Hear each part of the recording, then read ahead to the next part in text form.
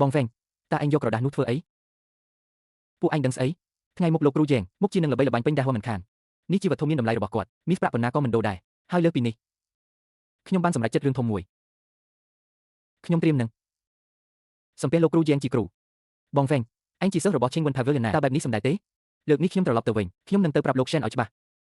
ជឿថាលោក Shen នឹងយល់ពីខ្ញុំចុះលើកនេះអាចឲ្យខ្ញុំបានទេរបស់ទ្រព្យរបស់គ្រូខ្ញុំមិនអាចឲ្យធ្លាក់ដល់ដៃមនុស្សលោកបានខ្ញុំត្រូវជួយមើលជំនួសលោកគ្រូបងវែងលោកគ្រូយ៉ែងមិនបានទទួលអញផងគង់តែឆាប់ឬយូរទេធុញណាស់ជាងឈៀវបេនៅតែគួរឲ្យចាប់អារម្មណ៍ជាងទោះជាស្ងៀមបែបនោះមិននិយាយអីសោះគ្រាន់តែសម្លឹងមើលក៏រីករាយដែរ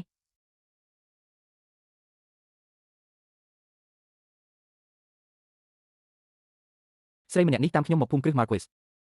តើចង់បានអីភាពក្លាហាននេះជាងការឲ្យច្របាច់ស្មាទៅទៀតគឺធ្ងន់ធ្ងរជាងច្រើនណាស់ល្អណាស់ជាងឈៀវបេចូលចិត្តប្រើមនុស្សខ្លាំងម្លេះបើនៅតែរំខាននាងបែបនេះទៀតមិនយូរទេនាងទ្រាំមិនបានហើយដើរចេញដោយខ្លួនឯង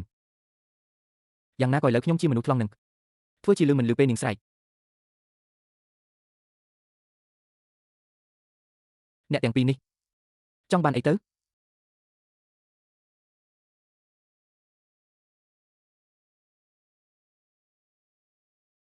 អុយមកដល់ផ្ទះហើយលោកចែង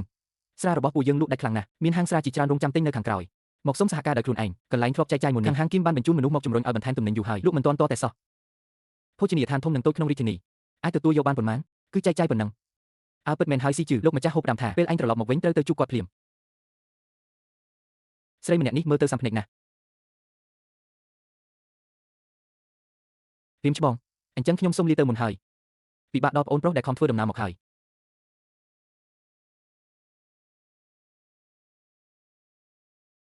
លោកឪពុក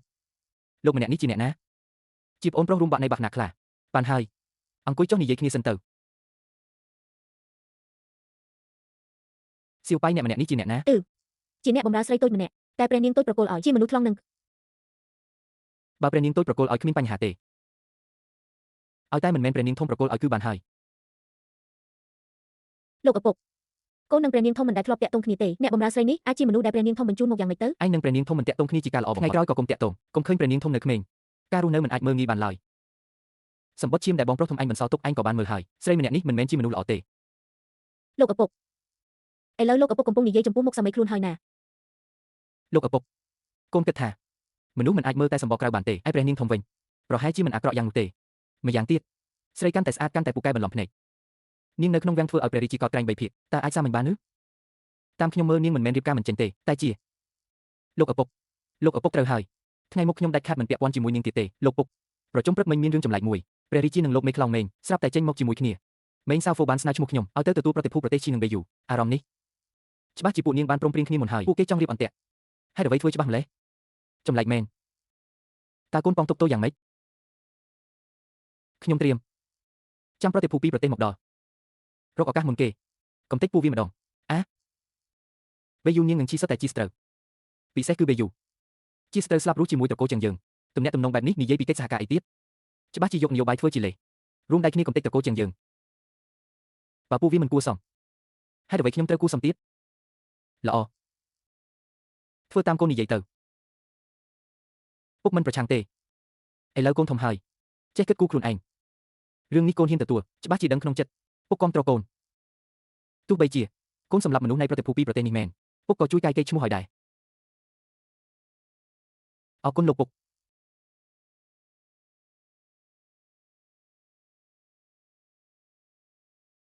នរណានៅខាងក្រៅទៅស៊ើបមើលប្រតិភូពីប្រទេសលើកនេះ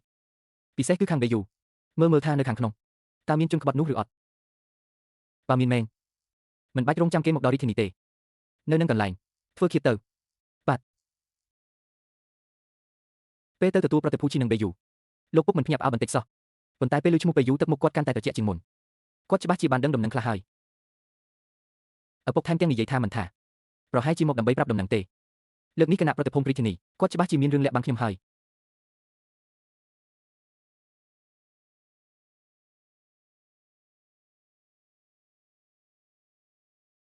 វិធីបិទស្រាចាស់គឺប្លែកបែបនេះសោះ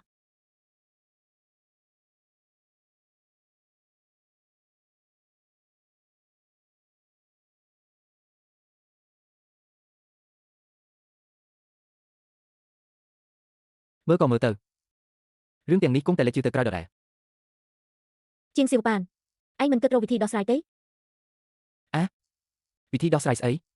គណៈប្រតិភូប្រទេសទាំងពីរជិតដល់ក្នុងកន្លះខែទៀតទាំងនោះនឹងចូលរាជធានីក្នុងប៉ុន្មានខែឯងនៅមានអារម្មណ៍សរសេរសៀវភៅទៀត តាមពិតទៅពេលខ្ញុំទើបតែអង្គុយចុះខ្ញុំគិតឃើញវិធីដោះស្រាយរួចហើយ វិធីស្អី ប្រាប់មិនបានទេប៉ុន្តែបើមានវិធីនេះនិយាយដោយមិនអួតទេទោះបីខ្ញុំសម្លាប់មនុស្សរបស់ពួកគេពាក់កណ្ដាលពួកគេនៅតែសើចសប្បាយហើយនិយាយថាសម្លាប់បានល្អសម្លាប់បានឆើតសម្លាប់បានអស្ចារ្យណាស់ ពាក្យនេះឯងគិតថាយើងជឿទេ មិនជឿអញ្ចឹងពួកយើងភ្នាល់គ្នាទៅ ក៏បានឯងចង់ភ្នាល់ស្អីឯងចង់ធ្វើស្អី កុំភ័យអីបើខ្ញុំឈ្នះអញបដូរពាក្យរោគឲ្យខ្ញុំមើលបន្តិច ពាក់រោគមិនដែរមិនហ៊ានភ្នាល់ទេ ភ្នាល់ក៏ភ្នាល់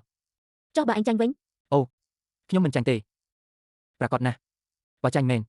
ខ្ញុំដូរពាក្យរោគដែរទៅ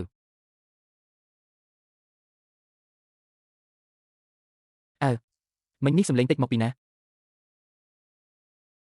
អូត្រូវដែរកិច្ចមិនមែនចេញសម្លេងមិនបានឯណាសម្លេងនេះល្អណាស់ស្ដាយនិយាយមិនកើតបើមិនអីចឹងច្បាស់ជាពីរោះណាស់ គួរឲ្យខឹងណាស់អំបញ្ញមិញបើគុំតែគេនិយាយរឿងពាក់រោគតើខ្ញុំអាចសើចចេញសម្លេងទេ និយាយត្រឡប់ទៅរឿងភ្នាល់មិញវិញឯងលេងឬមិនលេង ភ្នាល់ ខ្ញុំនិយាយថាសម្រាប់មនុស្សពាក់កណ្ដាលនៃគណៈប្រតិភូប្រទេសទាំងពីរភីគីម្ខាងទៀតថែមទាំងត្រូវសើចសប្បាយថាសម្រាប់បានល្អសម្រាប់មនុស្សរបស់គេហើយនៅតែថាល្អទៀតការភ្នាល់នេះខ្ញុំឈ្នះដាច់ហើយ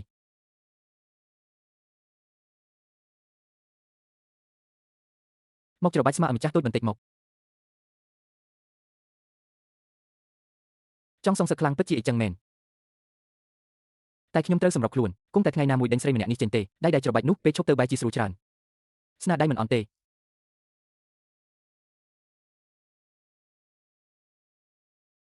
លោកម្ចាស់តូចរបស់ទាំងនេះ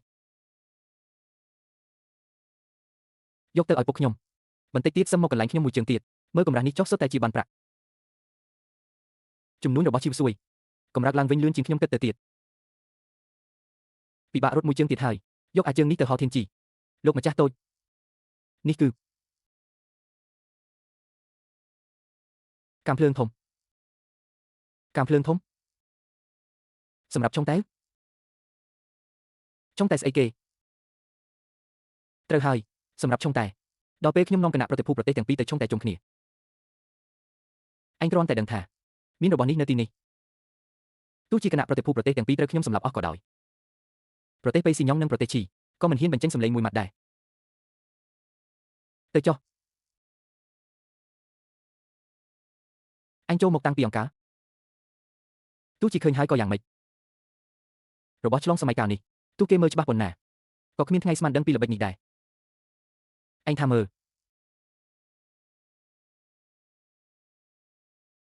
គ្រាន់តែផឹកតែមិនក៏អាចសម្លាប់មនុស្សគេអស់ពាក់កណ្ដាលហើយថែមទាំងឲ្យគេសរសើរទៀតអាម្នាក់នេះប្រកាសជាមានលាក់បាំងអ្វីមួយ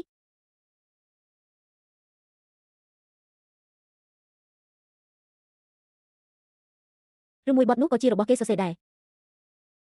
សរសេរលឿនយ៉ាងនេះច្បាស់ជាមិនសូវល្អទេ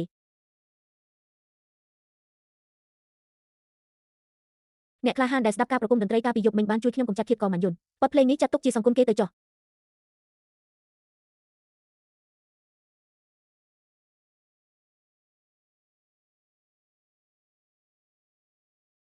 រឿងគំនូរបំភ័យឯងមិនបាន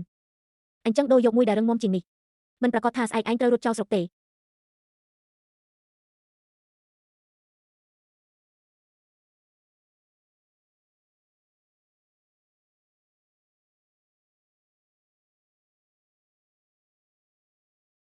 ណែបានហើយពួកអាថោកទាបនេះសរសេរស្អីគេនឹងការភ័យខ្លាចនៃរឿងនេះយប់នេះគេកុំសង្ឃឹមថានឹងបានគេងឲ្យសោះដឹងច្បាស់ថានាងជាព្រះនាងធំនៅហ៊ានយករឿងបែបនេះមកបំភ័យនាងទៀតចិត្តក្លាហានណាស់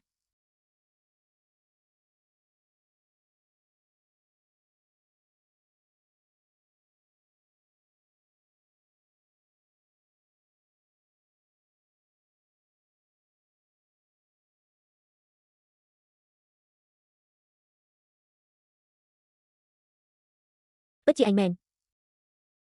អញ្ចឹងបទភ្លេងរបស់គេនោះគឺសរសេរឯងតាកាន់បិណ្ឌតែងតែបរិសុទ្ធស្អាតស្អំភ្នែកនៅខ្ពស់ជានិច្ច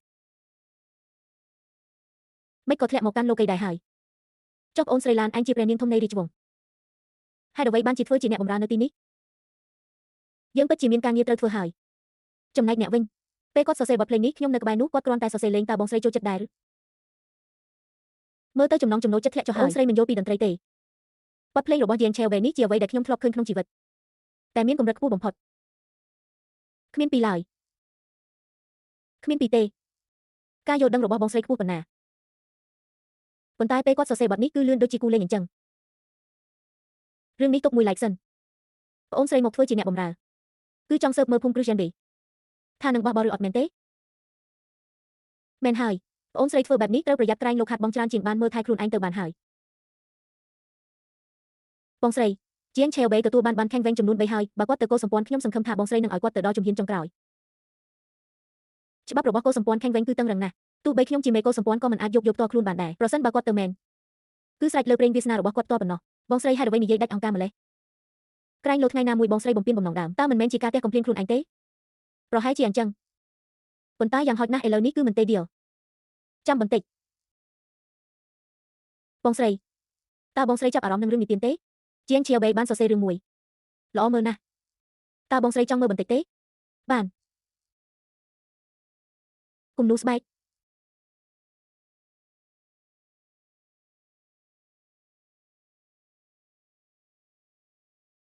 បងស្រីខណៈពេលយប់កំពុងងឹតស្លុបបងស្រីត្រឡប់ទៅវិញឲ្យឆាប់ទៅមិនបាច់ទេរងចាំភ្លឺចាំទៅក៏មិនទាន់យឺតដែរអ្នកខ្លាចហើយឬទេខ្ញុំគ្រាន់តែចង់ជេរជាមួយប្អូនស្រីបន្តិចទៀតត្រឹមតែប៉ុណ្ណោះ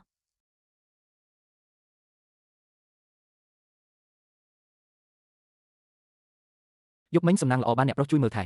ក្នុងចិត្តរីករាយណាស់ការបង្កប់ខ្លួនគ្រប់ទីឈ្មោះល្អគឺជាបទភ្លេងល្អប្រភពដើមនៃបទចម្រៀងរឿងសាមញ្ញធ្វើឲ្យរំជួលចិត្តពេលខ្ញុំបានមើលវីដេអូតេសដែលអ្នកប្រុសសរសេររឿងចម្លែកព្រឺព្រួចមើលពេលអធិរាជធ្វើឲ្យរវើវីក្នុងចិត្តរឿងបែបនេះកុំយកមកបំភ័យគេល្អជាងកម្ពុជាអ្នកក្លាហានហ៊ូយប់មិញមិនត្រឹមតែយកបទភ្លេងទេថែមទាំងបានមើលវីដេអូតេសទៀតក្រែងលោសំបីតែគាត់ក៏ត្រូវបំភ័យដែរទេដឹង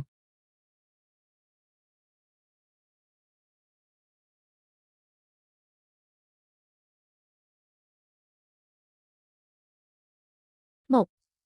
បំរើម្ចាស់ប្រុសស្លៀកពាក់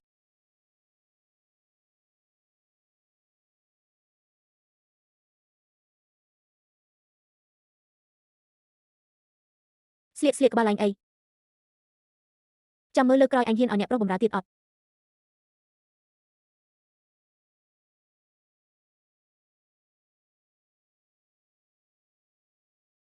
លោកម្ចាស់ខាងក្រៅមានគេសុំជួបអ្នកដឹកនាំឈ្មោះហ្វាងថងឲ្យពួកគេចូលមក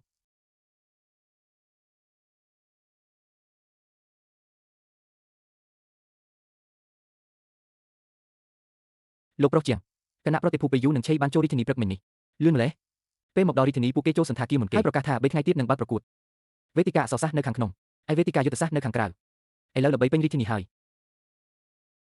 3ថ្ងៃទៀតបានដល់ពេលនោះខ្ញុំនឹងទៅមើលពួកឯងមានការអីទៀតទេលោកប្រុសជាងព្រះនាងតូចនឹកអ្នកបម្រើស្រីរូបនេះណាស់បើអ្នកបម្រើស្ម័គ្រចិត្តត្រឡប់ទៅវិញអាចទៅជាមួយពួកយើងបានបំណងខ្ញុំគឺបើយកនាងទៅម្ចាស់ប្រុសពិតជាស្ដាយនាងណាស់ឬមួយអញជួយប្រាប់ព្រះនាងតូចជំនួសខ្ញុំចូលចិត្តនាងណាស់ចង់ទុកនាងនៅរហូតបើលោកប្រុសជាងមិនដាច់ចិត្តទេរឿងនេះទុកមួយអន្លើចុះអូយឈប់សិនខ្ញុំទើបតែគិតឡើងវិញនាងជាអ្នកបម្រើផ្ទាល់ខ្លួនរបស់ព្រះនាងតូចបើប្រកាសជានឹកនាងមែននាំយកទៅវិញក៏បានដែរទេខាងព្រះនាងតូចប្រកាសជាយកពីលោកហើយអញលើកនេះនាំមនុស្សទៅមិនបានមែនហើយលោកប្រុសជាងខ្ញុំមានសំណើដ៏ក្លឿនមួយទៀតខ្ញុំចង់ក្រាបសំពះលោកធ្វើជាគ្រូតើអ្នកមិនមានគ្រូទេខ្ញុំចាំថាអ្នកជាសិស្សរបស់ព្រឹទ្ធាចារ្យនៃសមាគមឈឹងសានមែនហើយប៉ុន្តែខ្ញុំត្រៀមផ្ដាច់ទំនាក់ទំនងពីគ្រូនោះហើយមកគោរពលោកជាគ្រូវិញសូមលោកមេត្តាយល់ព្រមផងប៉ុន្តែខ្ញុំខ្លាចថាមិនអាចបង្រៀនអ្វីដល់អ្នកបានទេមិនអីទេឲ្យតែបាននៅក្បែរលោកគ្រូទទួលបានចំណេះដឹងខ្លះគឺគ្រប់គ្រាន់សម្រាប់ខ្ញុំមួយជីវិតហើយហ្វេងថងម្នាក់នេះពិតជាចេះនិយាយមែនលោកគ្រូយ៉េងឪពុករបស់ខ្ញុំជាអាជីវករល្បីឈ្មោះម្នាក់នៅដែរហ៎បើលោកមានតម្រូវការអ្វីនៅថ្ងៃមុខគ្រូសាវែងរបស់ខ្ញុំប្រហែលជាអាចជួយលោកបាន Phanh Thong មិនដែលនិយាយពីគ្រួសារនៅខាងក្រៅទេមិនដែលប្រែក្លាយឈ្មោះគ្រួសារមកប្រើទេឥឡូវនេះដើម្បីសុំរៀនសូត្រគេថែមទាំងយកឈ្មោះគ្រួសារមកប្រើទៀតបើដូច្នេះចឹងខ្ញុំទទួលអ្នកជាសិស្សចុះអរគុណលោកគ្រូខ្ញុំទទួលអ្នកជាសិស្សគឺដោយសារតែឃើញមុខចំនួនគ្រួសារអ្នកទេខ្ញុំពិតជាត្រូវការមែនលោកគ្រូមានអ្វីមានតែនិយាយត្រង់មកគេថែមទាំងបោះបង់ព្រឹទ្ធាចារ្យ Shen ទៀតគោរពមនុស្សអាយុប្រហែលគ្នាជាគ្រូបើលេចទៅក្រៅមុខជាត្រូវគេសើចចំអប់មិនខានទាំងអស់រឿងដែលគេបានសម្រេចចិត្តមិនដែលដើរថយក្រោយឡើយជប់លៀងស្វាគមន៍ភ្ញៀវច្បាស់ជាត្រគាបផ្លូវឲ្យគណៈប្រតិភូប្រទេសថៃនិងប៊ីហើយអ្នកមានគំនិតអីទេអត់ទេវាយចប់មនោសញ្ចេតនាហើយក្រោកគ្រៀតណាស់ដើម្បីទប់ទល់នឹងមនុស្សមានគំនិតអាក្រក់ប្រើវិធីក្រោកគ្រៀតបែបនេះកាន់តែល្អ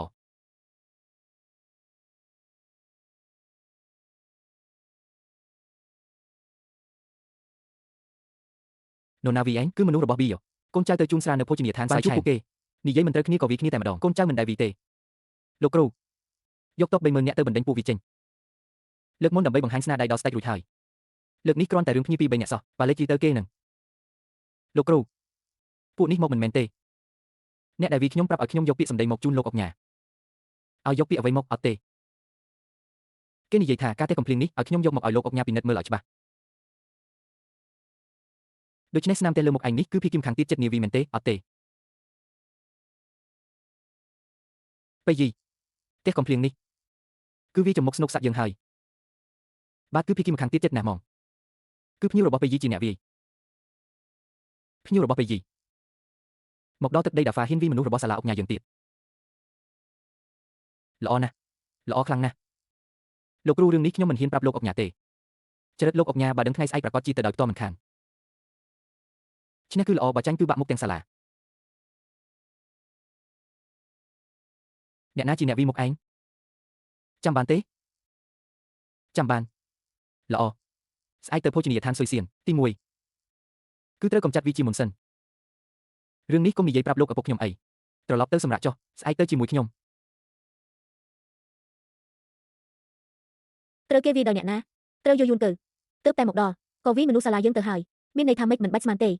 ប៉ុន្តែយូរយួនគឺតំណាងឲ្យប្រទេសមួយបើហ៊ានសម្លាប់មនុស្សមែនគណៈប្រតិភូប្រទេសទាំងពីរចូលមកចាររកច្រកចេញមិនរួចទេអ្នកនេះ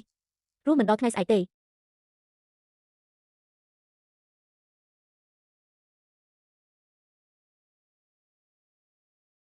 ស្អែកទោះជាអ្នកខ្លាំងបែបណាក៏ដោយគ្រាន់តែគ្រាប់កាំភ្លើងមួយគ្រាប់ក៏ឈឺចាប់មិនក្ដែរ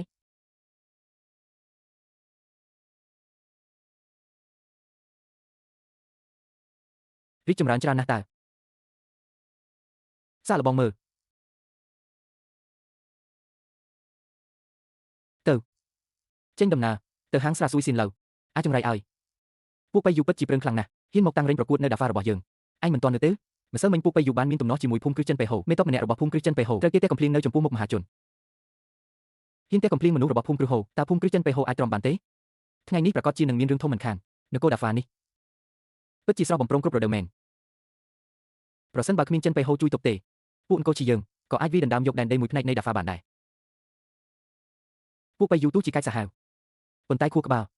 គឺនៅខ្វះបន្តិចលោកម្ចាស់ហេតុអ្វីឲ្យតឹងជឿសៀវធ្វើជាអ្នកដឹកនាំតឹងជឿសៀវម្នាក់នេះមានចំណេះដឹងជ្រៅជ្រះថែមទាំងល្បីឈ្មោះខ្លាំងនៅបៃយូគំនិតឌឺដងភូមិគ្រីស្ចិនបេហូគឺជារបស់គេនឹងឯងឲ្យកូនចៅទៅបង្កើតចំនួនជាមួយកងទ័ពភូមិទេហួយកំភ្លៀងរួចជួមនុស្សឲ្យផ្សព្វផ្សាយពីពេញដាហ្វាធ្វើបែបនេះទោះជាភូមិគ្រីស្ចិនបេហូមិនចង់មកក៏ដើម្បីមុខមាត់ត្រូវតែមកដែរលោកម្ចាស់តើយើងចាប់ផ្ដើមប្រកួតនៅពេលណាមិនបាច់ប្រញាប់ទេរងចាំមនុស្សរបស់ភូមិគ្រីស្ចិនបេហូដល់សិនសឹមចាប់ផ្ដើមដល់ពេលនោះចាំធ្វើឲ្យភូមិគ្រីស្ចិនបេហូអាម៉ាស់ទើបសប្បាយមើលនគរដាហ្វាពិតជាគួរឲ្យធុញណាស់ប៉ុន្តែស្រានេះពិតជាឆ្ងាញ់មែនខ្លាំងជាងស្រានៅពេលយោយើងទៅទៀតអាចឆ្កែពេលយោប្រញាប់បើករែងប្រកួតឡើងអញចាំវីពួកឯងលេងហើយមកប៉ុន្មានអ្នកកុំតិចចោលទាំងអស់វីឲ្យស្លាប់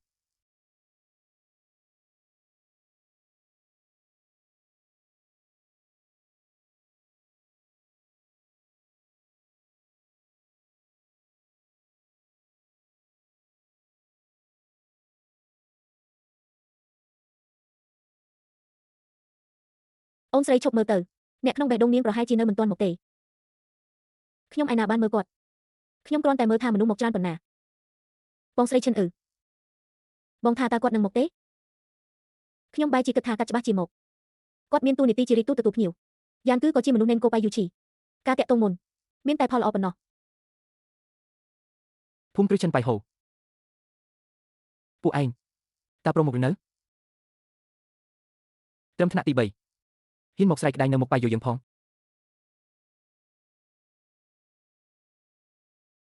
អាឆោក្នុងពេលអ្នកក្បាច់គុណតាហួរប្រញាប់ប្រញាល់ម្លេះអញទៅលេងជាមួយពួកគេបន្តិចទៅបន្ថយដៃបន្តិចកុំឲ្យអស់សប្បាយលឿនពេកពួកអាចឆ្កែតាហួរអ្នកណាឡើងមុន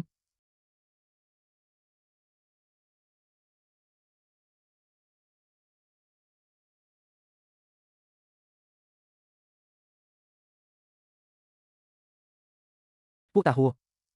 សុទ្ធតែជាហោះ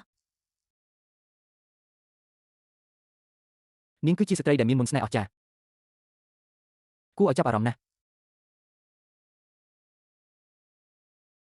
គឺគាត់ហើយគឺអាម្នាក់នៅលើវេទិកានោះហើយម្សិលមិញវាទះកំភ្លៀងខ្ញុំមួយដៃ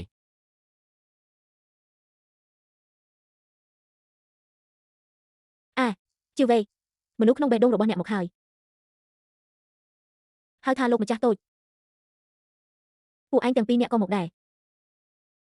ជាវេនឹកអ្នកតើទីដឹងថាអ្នកនឹងមកវិញក៏រងចាំរហូតចាំនិយាយគ្នាតិចទៀតចាំខ្ញុំឡើងទៅលើកុំចាត់ពួកប៊ីយ៉ូនេះឲ្យរួចសិន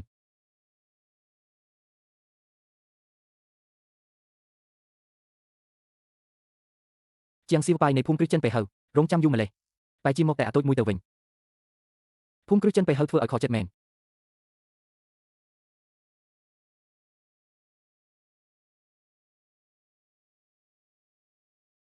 លោកម្ចាស់ជាងពួកប៊ីយ៉ូមានសមត្ថភាពខ្លាំងណាស់ពួកវាជាស្រូវចាស់ជាមួយត្រកូលជាងអ្នកឡើងទៅមានតែស្វែងរកទុកទោសឲ្យខ្លួនឯងកុំបារម្ភមិនយូរទេជិះផ្លូវលោកម្ចាស់តូចខ្ញុំមកហើយអាម្នាក់នេះគឺជាលោកម្ចាស់ជាងសមជាមនុស្សនៃភូមិគ្រឹះចិនបេហៅមែនមានភាពក្លាហានណាស់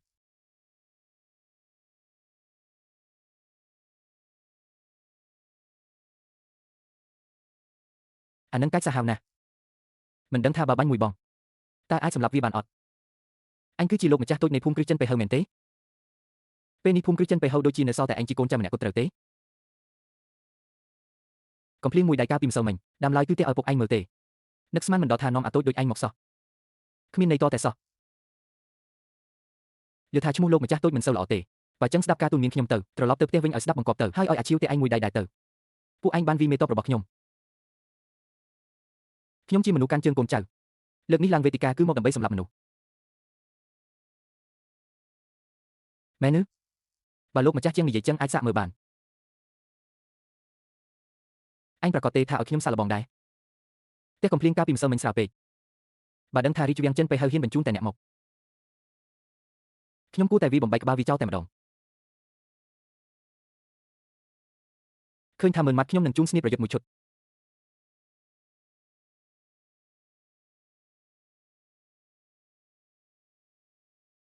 បកស្លាប់បាញ់បន្តបន្ទាប់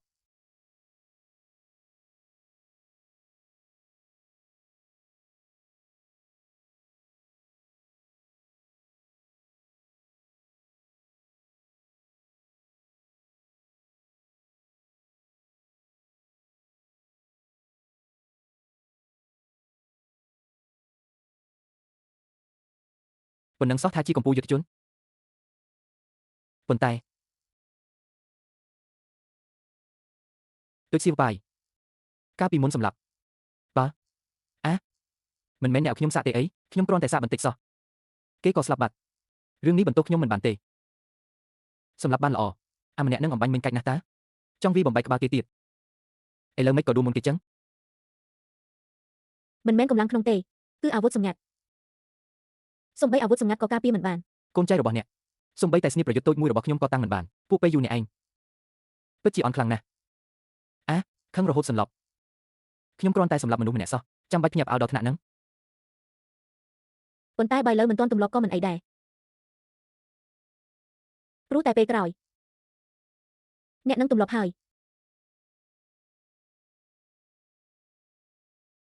វានៅតែចង់សម្លាប់មនុស្សរបស់យើងជាងសៀវប៉ៃខ្ញុំថាងជឿសៀវមិនទាន់លេងចប់ទេអ្នកណាស្រ័យខ្ញុំនឹងចាត់ការស្ដេចអ្នកឯងមុន Cho nơi một kê từ. Âu bạc. អំបញ្ញមិញគេវាប្រហាយ៉ាងម៉េចខ្ញុំមើលមិនទាន់តតែសោះអេមិនក៏មានតែមួយមានអ្នកណាឡើងមកទៀតទេស្នីបប្រយុទ្ធម្រាមដៃមាសរបស់ខ្ញុំកំពុងតែឃ្លានហើយការប្រកួតថ្ងៃនេះលោកចៅចាំប្រកួតថ្ងៃស្អែកទៀតលោកចៅហើយមនុស្សខាងពេលយូក៏មានសមត្ថភាពត្រឹមប៉ុណ្ណឹងលោកគុណម្ចាស់ជាងរបស់យើងនៅរងចាំនៅលើវេទិកានៅឡើយទេការប្រកួតក្បាច់គុណត្រូវបានលោកចៅជាបណ្ដោះអាសន្នប៉ុន្តែការប្រកួតអក្សរសាស្ត្រនឹងចាប់ផ្ដើមឥឡូវនេះតើតាហូរបស់អ្នកមិនមែនអួតខ្លួនថាមានចំណេះដឹងអស្ចារ្យទេថ្ងៃនេះខ្ញុំចង់ឃើញបន្តិចមើលតើអ្នកប្រាជ្ញតាហូរបស់អ្នកខ្លាំងប៉ុណ្ណា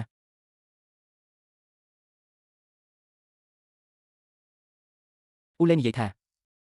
គាត់នៅតែអាចប្រកួតជុំនេះបានការប្រកួតក្បាច់គុណលោកចៅបណ្ដោះអាសន្នការប្រកួតអក្សរសាស្ត្រតើត្រូវចាប់ផ្ដើមទេ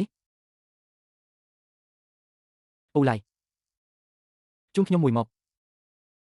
ពេលយូនឹងកូឈីពិតជាគិតថាតាហូយើងគ្មានមនុស្សពូកែតតែសោះចាំសិនថ្ងៃនេះកូនម្ចាស់មករៀបចំមិនមែនតែរឿងប្រកួតក្បាច់គុណទេរឿងប្រកួតអក្សរសាស្ត្រនេះកូនម្ចាស់ក៏ចង់ចូលរួមសប្បាយដែរកូនម្ចាស់ជាងមនុស្សអត់ប្រយោជន៍ស៊ីចែកលេងល្បែងមិនរៀនសូត្រដូចអ្នកចង់ចូលរួមប្រកួតអក្សរសាស្ត្រដែរខ្ញុំមិនមែនគ្រាន់តែចង់ចូលរួមទេចុះអ្នកចង់យ៉ាងណាកូនម្ចាស់ចង់លបងមើលថាខ្ញុំម្នាក់ឯងតើអាចដួលអ្នកប្រាជ្ញពេលយូនឹងកូឈីទាំងអស់របស់អ្នកបានឬអត់កូនម្ចាស់យើងពិតជាអស្ចារ្យមែនម្នាក់ឯងដួលពីអង្គស្ដាប់ទៅសប្បាយចិត្តណាស់វើយបងស្រីជូមនុស្សដែលបងស្ញប់ស្ញែងថ្ងៃនេះប្រហែលជានឹងបង្កើតស្នាដៃឆ្នាំជាច្រើនទៀតហើយក្អេងក្អាំងណាស់ម្នាក់ឯងចង់ដួលពួកយើងទាំងអស់គ្នានិយាយលេងសើចស្អីហ្នឹងមនុស្សគ្រប់គ្នាសុទ្ធតែដឹងថាកូនម្ចាស់ដឹងតែពីស៊ីចៃដើរលេងឈ្មោះសំលេងក៏មិនសូវល្អដែរដូច្នេះប្រសិនបើពួកអ្នកសំបីតែប្រកួតឈ្នះកូនម្ចាស់មិនបានអញ្ចឹងអ្នកប្រាជ្ញប្រទេសទាំងពីរប្រញាប់ត្រឡប់ទៅផ្ទះធ្វើស្រែចម្ការវិញទៅថ្ងៃក្រោយកុំចេញមកធ្វើឲ្យអាម៉ាស់មុខទៀតល្អក្នុងពេលដែលកូនម្ចាស់ជាងហ៊ាននិយាយបែបនេះគ្រាន់តែប្រកួតអក្សរសាស្ត្រធម្មតាគ្មានន័យទេពួកយើងដាក់ការភ្នាល់បន្ថែមទៅបើអ្នកចាញ់ថ្ងៃនេះនៅចំពោះមុខមនុស្សគ្រប់គ្នាលូនតាមចន្លោះផ្លូវខ្ញុំទៅប្រសិនបើខ្ញុំចាញ់ខ្ញុំនឹងលូនក្រោមចន្លោះជើងអ្នកបានតើប្រកួតគ្នាយ៉ាងម៉េចពួកយើងទាំងពីរប្រទេសមាន6នាក់ម្នាក់ប្រកួតជាមួយអ្នកមួយប្រកួតយកយកដែលអ្នកសល់តែម្នាក់ឯងខ្ញុំឲ្យឱកាសអ្នកចាញ់3ដងចាញ់ដល់លើកទី4ទើបចាត់ទុកថាអ្នកចាញ់ច្បាប់មួយនេះសម្រាប់លោកម្ចាស់ជាងយឺតធលមុំហើយមែនទេស្មានថាតិចឬអញ្ចឹង4ដងបំណងរបស់លោកម្ចាស់ជាងគឺចង់បានឱកាស10ដងពួកយើងមានតែ6នាក់តើបាន10ដងមកពីណាទេបំណងរបស់ខ្ញុំគឺចាញ់តែ1ដងក៏ចាត់ទុកថាខ្ញុំចាញ់ដែរ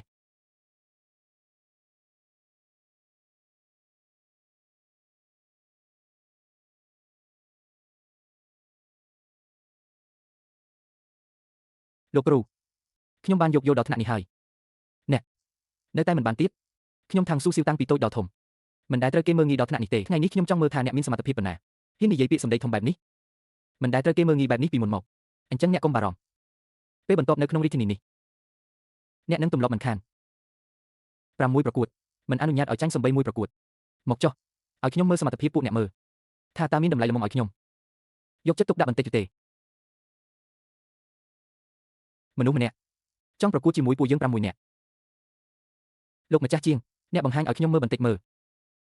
តើអ្នកធ្វើយ៉ាងម៉េចទៅកើតបានវាបានតាមខ្ញុំជាង10ឆ្នាំហើយបែរជាមកស្លាប់ក្នុងដៃអាល្អិតនេះទៅវិញ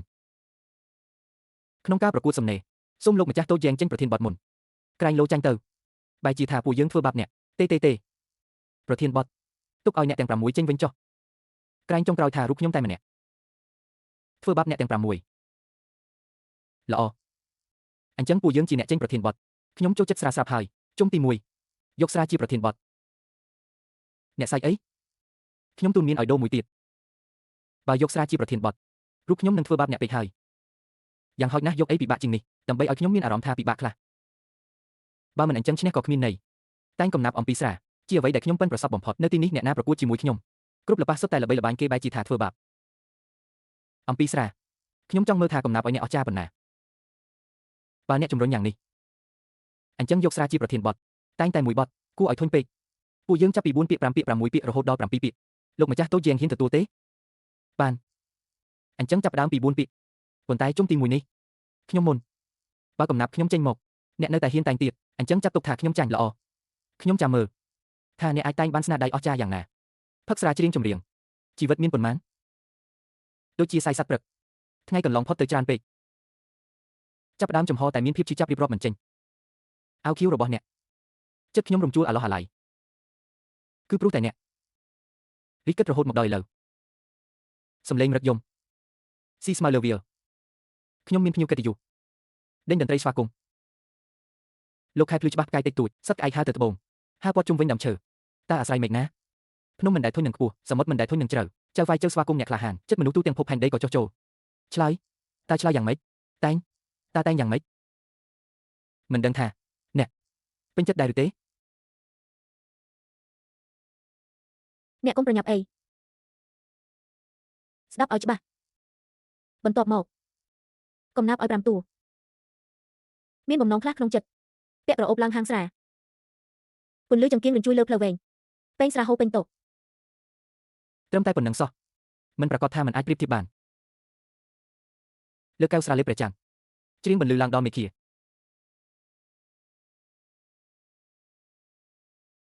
ពិតជាលើកែវស្រាលេបព្រះច័ន្ទមែនស្មារតីអស្ចារ្យណាស់ពិតជាស្មោះត្រង់មែនថ្ងៃនេះតើនរណាអាចប្រជែងបានស្រវឹងសាយចំអកស្ដេចយមរីកយ៉ាងម៉េចដែរចង់ឬទេសូត្រកំណាព្យឲ្យ5តួរបស់អ្នកឲ្យស្ដាប់ផងបន្ទាប់មកកំណាព្យឲ្យ6តួមកចុះខ្យល់រដូវរំហើយបក់វាំងនឹងព្រះច័ន្ទចាំងចែងលើអាគារខ្ពស់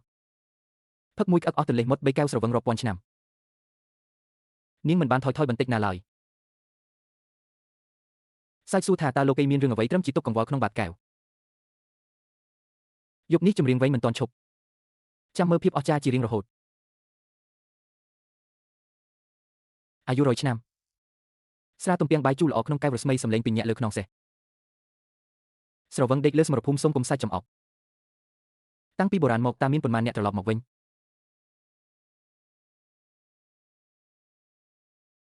កាប់ឲ្យល្អណាស់យ៉ាងម៉េចនៅប្រកួតទៀតទេមើលទៅអ្នកមិនសុខចិត្តសោះអញ្ចឹងចុះរាជបុត្ររងរូបនេះនឹងជូនអ្នកមួយបទទៀតមើលថាតើអ្នកសុខចិត្តឬអត់កាប់ឲ្យនេះមានឈ្មោះថាជាងជីងជាវតើអ្នកមិនឃើញទឹកទន្លេលឿងហូរពីលើមេឃទេហូរចូលសមុទ្រមិនដែលត្រឡប់មកវិញឡើយតើអ្នកមិនឃើញកញ្ចក់ថ្លាក្នុងផ្ទះសោកសៅចំពោះសក់ស្កូវទេព្រឹកសក់ខ្មៅដល់ល្ងាចប្រែជាស្ដួយព្រើធម្មជាតិបង្កើតសមត្ថភាពខ្ញុំមកប្រកាសជាមានប្រយោជន៍ចៃអស់មាសពាន់ដំឡឹងគង់នឹងបានមកវិញនេះមិនមែនសរសេរអំពីស្រាទេនេះសរសេរអំពីភាពអស្ចារ្យអ្នករាល់គ្នាមើលមកខ្ញុំគាត់ជាលោកគ្រូរបស់ខ្ញុំណាជាវេខ្ញុំចង់ដណ្ដើមគាត់ពីអញហើយម្ហូបឆ្ងាញ់និងរតនវត្ថុមិនសំខាន់ទេមានតែប្រាថ្នាស្រវឹងរហូតមិនចង់ភ្ញាក់តាំងពីបុរាណអ្នកប្រាជ្ញសុទ្ធតែឯកោមានតែអ្នកផឹកស្រាទេដែលសោឈ្មោះប្រញាប់យកស្រាល្អមកផឹកជាមួយអ្នកដើម្បីរំលាយទុក្ខរាប់ពាន់ឆ្នាំនេះជាកាប់ឲ្យដែលមនុស្សអាចសរសេរចេញមកឬព្រះអើយខ្ញុំគ្រាន់តែមកមើលភាពអ៊ូអរសោះតែបានលឺកាប់ឲ្យដ៏អស្ចារ្យបែបនេះមិនរួចទេខ្ញុំព្រឺសម្បូរអស់ហើយធម្មជាតិបង្កើតសមត្ថភាពខ្ញុំមកប្រកាសជាមានប្រយោជន៍ផឹកជាមួយអ្នកដើម្បីរំលាយទុក្ខរាប់ពាន់ឆ្នាំនេះជាឃ្លាលើមេឃណាកវីរូបនេះគឺជាមនុស្សនៅលើមេឃហើយជាវេអញរកបានស្វាមីបែបនេះពិតជាធ្វើឲ្យគេចំណេញណាស់អ្នករាល់គ្នាឲ្យសូមជឿខ្ញុំទៅគាត់ជាលោកគ្រូរបស់ខ្ញុំមែនខ្ញុំទើបតែសូមធ្វើជាសិស្សពីរបីថ្ងៃមុននេះទេមែនណាខ្ញុំធ្លាប់និយាយហើយបើអ្នកហ៊ានតែងកាប់ឲ្យទៀតគឺចាត់ទុកថាខ្ញុំចាញ់តែមួយបត់មកធ្វើបានយ៉ាងណាក៏ខ្ញុំសុខចិត្តទទួលស្គាល់ថាចាញ់ដែរមិនបាច់ទេអ្នកពិតជាបានបំបែកទំនុកចិត្តរបស់ខ្ញុំមែនប៉ុន្តែមិនបានបំបែកភាពរឹងមាំរបស់ខ្ញុំឡើយបើចង់ឈ្នះក៏មិនមែនឈ្នះបែបនេះដែរនៅមានមុខមាត់ខ្លះដែរចុះជុំទី2ខ្ញុំបាទយូចឹងលីនមកពីសាលាហ្វុងស៊ីនេនកូជីខាងផ្នែកកាប់ខ្ញុំបាទមិនហ៊ានបង្ហាញសមត្ថភាពអន់ទេប៉ុន្តែរឿងការតែងកាប់ខ្ញុំបាទសូមរៀនសូត្រពីលោកម្ចាស់ទូចបន្តិចដោយយកមនុស្សជាប្រធានបទតើបានទេបាននិយាយពីកាប់បើគិតថាមិនកើតក៏អាចដូរបានដែរ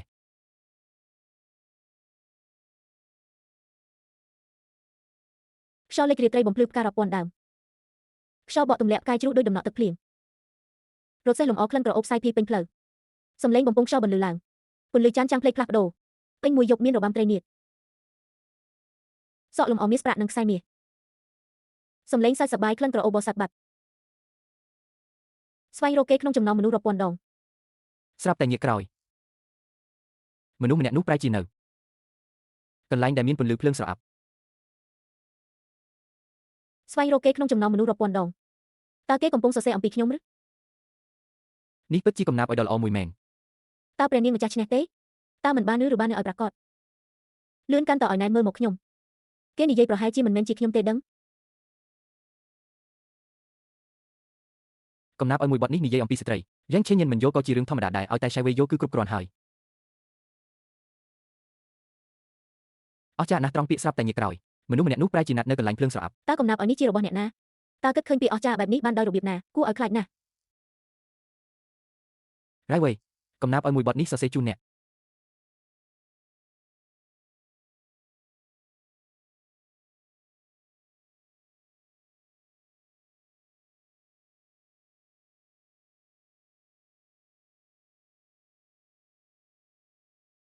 យល់ឆេងលិនមែនទេខ្ញុំធ្វើរួចរាល់ហើយបន្ទាប់មកដល់វេនអ្នកហើយ យ៉ាន់មីវទទួលស្គាល់ថាប្រៀបមិនបានគេថាអ្នកអង្គចាស់តូចភូមិគ្រឹះយ៉ាន់ឌីហៅគ្មានចំណេះដឹងបើបែបនេះហៅថាគ្មានចំណេះដឹងស្រុកខេមុខជាគ្មានអ្នករៀនសូត្រទេខ្ញុំដើមឡើយចង់ប្រកួតកំណាព្យឲ្យជាមួយអ្នកអង្គចាស់យេងតែល្មមហើយខ្ញុំសុកចិត្តចោះចាញ់ អ្នកអង្គចាស់តូចខ្ញុំក៏សុកចិត្តចោះចាញ់ដែរខ្ញុំក៏ចោះចាញ់ដែរទៅ មិនដែរអ្នកក៏ចោះចាញ់ដែរឬ ទេខ្ញុំរៀបនឹងប្រកួតជាមួយអ្នកអង្គចាស់យេង បើខ្ញុំទាយមិនខុសទេអ្នកជំនាញខាងលេខកំហ្វុនមែនទេ មិនមែនទេអ្វីដែលខ្ញុំជំនាញគឺការតែងសេចក្តី តែងសេចក្តីអីចឹងក្នុងចំណោមអ្នកទាំង6នាក់គ្មានអ្នកណាម្នាក់ជំនាញខាងលេខកំហ្វុនទេ ខ្ញុំជំនាញខាងលេខកំហ្វុន ចុះមិនក៏អំបញ្ញមិញអ្នកចោះចាញ់ ព្រោះអីអំបញ្ញមិញខ្ញុំគិតមើលទៅឃើញថាខ្លួនឯងប្រកាសជាចាញ់ចឹងក៏សុកចិត្តចោះចាញ់តែម្ដងទៅ កណិតវិជាសោះមិនក៏ទៅជាទូទីទៅវិញ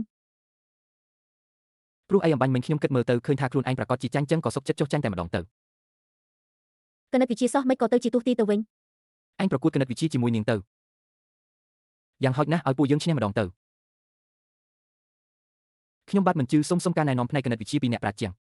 មិនដឹងថាអ្នកប្រាជ្ញជាងស្ទាត់ជំនាញឬទេ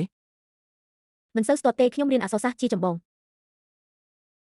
ល្អហើយមុនប្រកួតនិយាយឲ្យច្បាស់សិនគណិតវិទ្យាត្រូវគិតក្នុងក្បាលមិនប្រើឧបករណ៍ជំនួយទេ បាន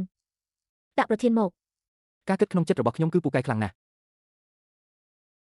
អញ្ចឹងលោកប្រុសជាងស្ដាប់ឲ្យច្បាស់ណាស់135 + 347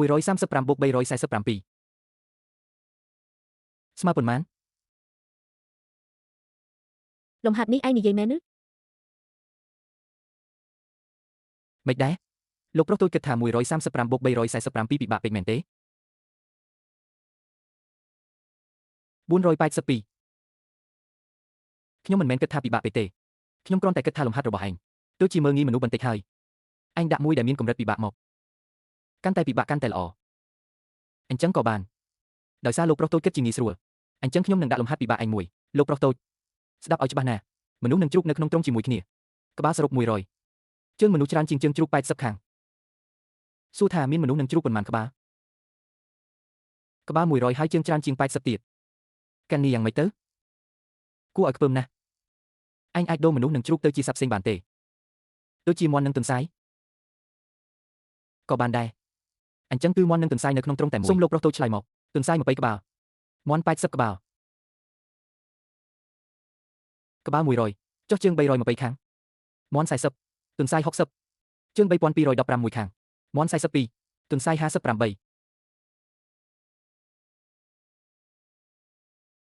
2យក30គ្រាប់ផ្ទុកឡានធំឡានតូចឡានធំផ្ទុក8ឡានតូចផ្ទុក3សរុប70គ្រឿង22គ្រឿងឡានតូច48គ្រឿងឈប់សិនលំហាត់របស់និយាយការពិតគឺគ្មានការលំបាកទេទោះជាចេញដល់1000ដល់10000ក៏ខ្ញុំដោះស្រាយបានដែរដូច្នេះទុកឲ្យខ្ញុំវិញចុះ តើតូចសុំបុកបញ្ចូលគ្នាពីដំបូងមក1 2 3 4រហូតដល់100តើផលបុកសរុបមានចំនួនប៉ុន្មាន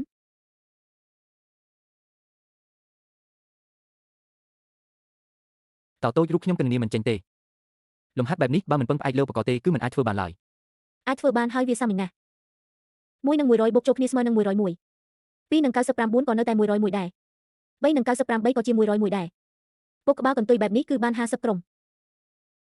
50ដងនៃ101គឺ5050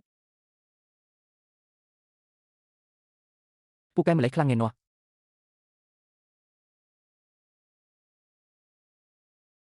ខ្ញុំស៊ឺឈៀងកាត់នៅតំបន់ខាងជើងលំហាត់នេះគឺអត្ថបទ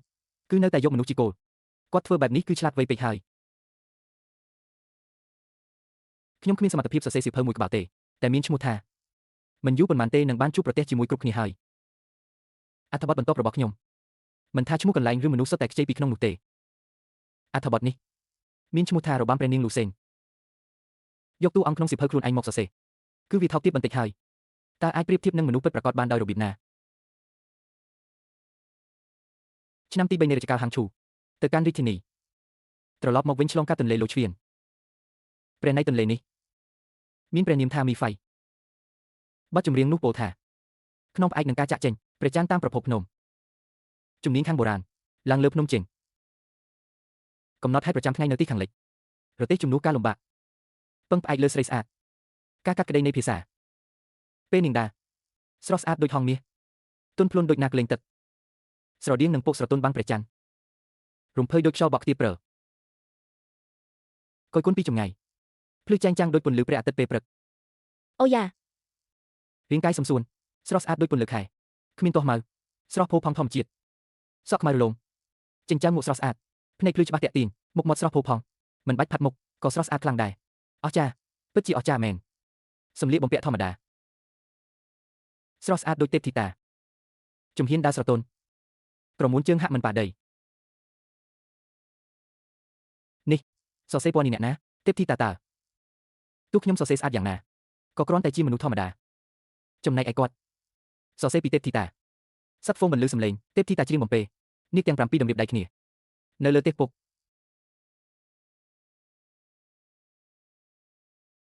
បើសិនជាបទនេះអាចសរសេរលើក្រស្បានខ្ញុំសុំឃើញម្ដងក៏អស់ចិត្តដែរ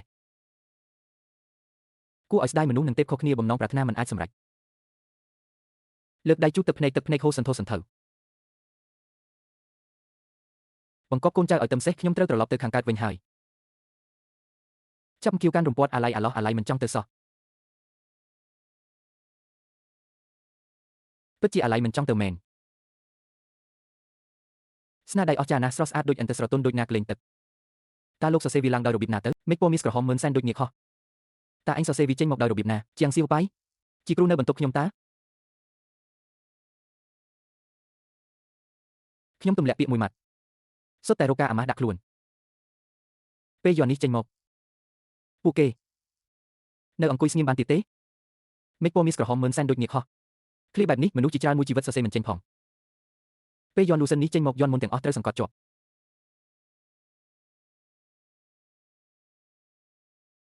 ស៊ីហ្វូវិនធ្វើឲ្យសៀវម្នាក់នេះព្រមចុះចាញ់ហើយសម្រាប់ពួកយើងពេលយូរនឹង6ខែដេញកូជីគឺខ្ញុំចាញ់ហើយឥឡូវខ្ញុំគោរពតាមការសន្យាក្រាបចុះមែនទេតើពួកពេលយូរនេះមិនមែនប្រអិតប្រទុំណាស់ទេអីលោកគ្រូយានទូថ្ងៃនេះពិតជាខ្មាស់គេអស់ពីខ្លួនហើយ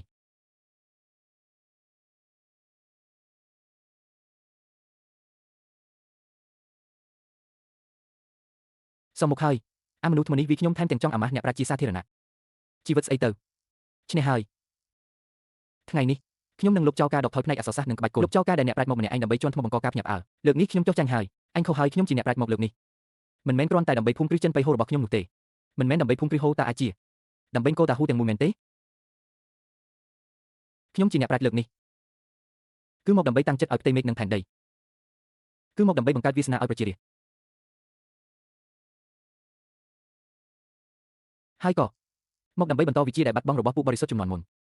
នេះទើបជាគ្រូដែលខ្ញុំគួរតែដើរតាមហើយក៏មកដើម្បីបង្កើតសន្តិភាពសម្រាប់រាប់ម៉ឺនជំនាន់រៀនសូត្រប្រឡងយកឋានៈគឺដើម្បីធ្វើជាមន្ត្រីក្នុងរាជវាំងលើកដំកើងកិត្តិយសវង្សត្រកូលតាមពិតចក្ខុវិស័យរបស់យើងចង្អៀតបែបនេះសោះចក្ខុវិស័យរបស់អញទៀបមិនមែនមានន័យថាមនុស្សគ្រប់គ្នាសុទ្ធតែដូចឯងនោះទេខ្ញុំតាំងចិត្តឲ្យផ្ទៃមេឃនិងផែនដីដើម្បីជីវិតប្រជាជនដើម្បីបន្តចំណេះដឹងពីបុព្វបុរសដើម្បីសន្តិភាពរាប់ពាន់ជំនាន់បានរៀនសូត្រហើយពួកយើងបានរៀនសូត្រហើយអ្វីដែលគាត់មើលមិនមែនគ្រួសារចឹងទេមិនមែនដីល្បាប់ធំឡើយគឺផ្ទៃមេឃផែនដីនិងប្រជាជនកម្រិតវិសាលភាពបែបនេះតើខ្ញុំយកអ្វីទៅប្រៀប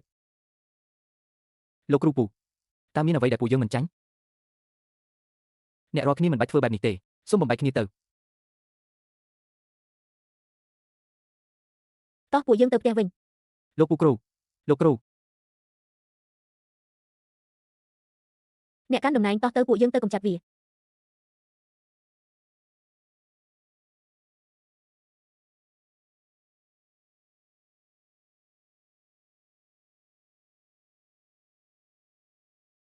តើពួកយើងគួរធ្វើម៉េចបន្តទៀតយ៉ាងណាមិញពួកយើងជាភ្ញៀវមកសុំពរក្នុងពេលដែលគេសម្លាប់អាជីវអញ្ចឹងត្រូវប្តឹងទៅរាជវាំងសរសេរពាក្យបណ្ដឹងទៅក្រសួងយុទ្ធភ័ពមហាហួរ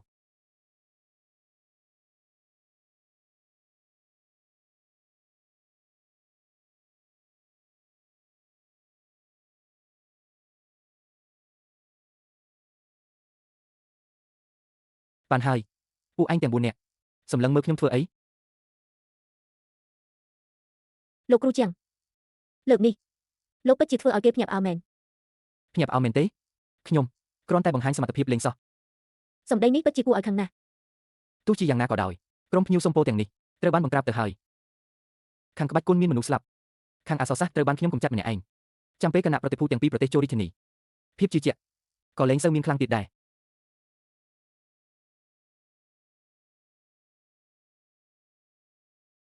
ម្នាក់នេះគឺជាស្រីបំរើម្នាក់ទៀតចម្លែកណាស់ហេតុអីខ្ញុំមានអារម្មណ៍ថាទៅជាខ្ញុំធ្លាប់ជួបគេនៅណាទេ គេជាមនុស្សថ្លង់ដើមឡើយជាស្រីបំរើក្បែរព្រះនាងតូចលើកមុនព្រះនាងតូចបានឲ្យខ្ញុំចូលវាំងក៏ប្រគល់គេឲ្យខ្ញុំតែម្ដងទៅ ជីវេចង់ទៅលេងភូមិគ្រឹះលោកខុនដែរទេមិនអីទេ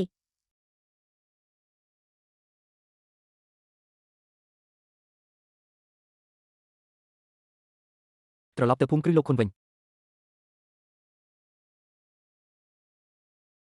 ស៊ីស៊ូតើបែបនេះបានការទេកុំបារម្ភអីភូមិគ្រឹះចិនបៃហូនៅរាជធានីមិនដែលត្រូវបានគេចូលចិត្តឡើយហើយមិនត្រូវគ្នាជាមួយមន្ត្រីពេញមួយសាលាឡើយឲ្យតែពាក្យបណ្ដឹងនេះត្រូវដាក់ទៅក្រសួងយុទ្ធភ័ពច្បាស់ជាចង់ចេញមុខជំនួសយើងណាស់ឈប់សិនទីនេះជាសាលាក្តីក្រសួងយុទ្ធភ័ពតើពួកឯងមកធ្វើអ្វីពួកយើងចង់ជួបលោកអបរដ្ឋមន្ត្រីក្រសួងយុទ្ធភ័ពបើអាចជួបលោកសេនាបតីបានរឹតតែល្អតើមានការអ្វីចង់ជួបលោកម្ចាស់ពួកយើងចង់ប្តឹងពុតច្បងនៃភូមិគ្រឹះចិនបៃហូជាងស៊ីវបៃនិយាយម្ដងទៀតមើលខ្ញុំថាយើងចង់ប្តឹងជាងស៊ីវបៃនៃភូមិគ្រឹះចិនបៃហូឯងហ៊ានជំនួសអ្នកប្រុសយើងអាទូកុំអី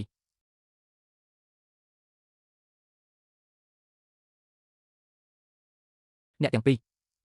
ពួកយើងជាភ្ញៀវមកពីភាគខាងជើងឯងធ្វើដាក់ពួកយើងបែបនេះមិនសមរម្យទេដឹងទោះជាភ្ញៀវស្អីក៏ដោយឆាប់ថយចេញទៅឲ្យឆ្ងាយទៅខ្ញុំចង់ជួបលោកម្ចាស់របស់ពួកឯងមានរឿងអីហ្នឹងហេតុអ្វីបានជាលោឡាបែបនេះលោកម្ចាស់ហ្វឹងពួកគាត់ជាភ្ញៀវមកពីភាគខាងជើងថាមកប្តឹងពុតច្បងជាងប្តឹងអ្នកណាពុតច្បងជាងទៅសាលាត្រួតពិនិត្យទៅឬក៏ទៅតុលាការដាលីស៊ីរឿងនេះក្រសួងយុទ្ធភ័ពយើងមិនទទួលទេចុះគ្រូសាទីហ៊ានវ៉ាន់អាចទេទើបតែកន្លងផុតទៅប៉ុន្មានសោះ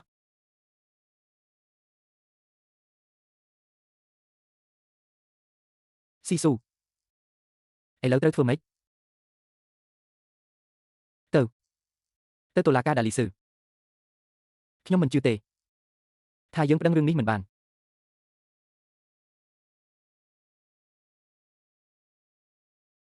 ចង្រៃយកតើអ្នកណានៅពីក្រោយរឿងនេះពិតប្រាកដលោកម្ចាស់សៅឈីងមានមនុស្ស3នាក់នៅខាងក្រៅអាងថាជាភ្ញៀវសាលាភាគខាងជើងនិយាយថាមកប្តឹងលោកប្រុសជាងនៃភូមិគ្រឹះចិនបៃហូស្អីគេហ្នឹងពួកអាចឆ្កែមកពីប៉ៃយូហ៊ានមកប្តឹងប្អូនប្រុសជាងរបស់ខ្ញុំនៅដាហួរផងគួរឲ្យធុញណាស់ទៅចាប់ពួកវាទាំងអស់ទៅឃុំក្នុងគុកទៅ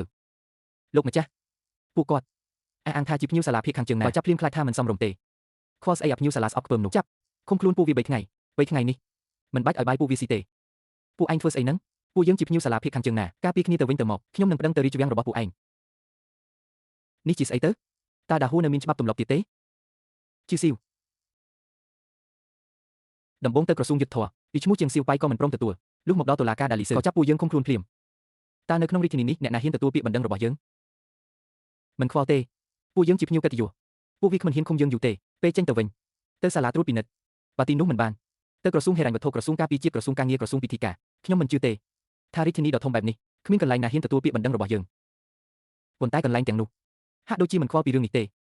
បើនៅតែមិនបានទៀតពួកយើងទៅភូមិគ្រឹះនាយករដ្ឋមន្ត្រីដាហួរនិងភូមិគ្រឹះចិនបៃហូតែងតែមិនត្រូវគ្នានោះទេដរាបណាមានអ្នកព្រមទទួលពាក្យបណ្ដឹងរឿងនេះមិនទាន់ចប់ទេ